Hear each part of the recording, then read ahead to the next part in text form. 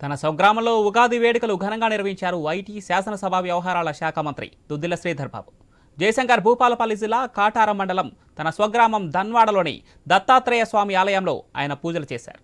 ఉగాది పండుగ ప్రతి ఒక్కరికి సుఖ సంతోషాలతో ఉండాలని భగవంతుని కోరుకుంటున్నామన్నారు.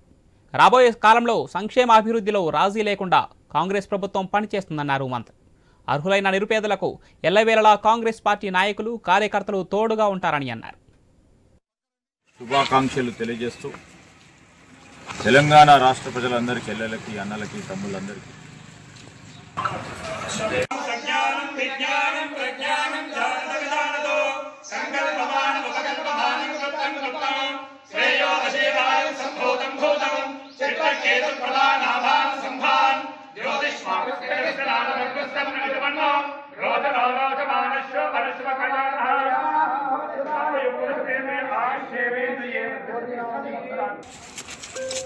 మనందరి కొత్త సంవత్సరం.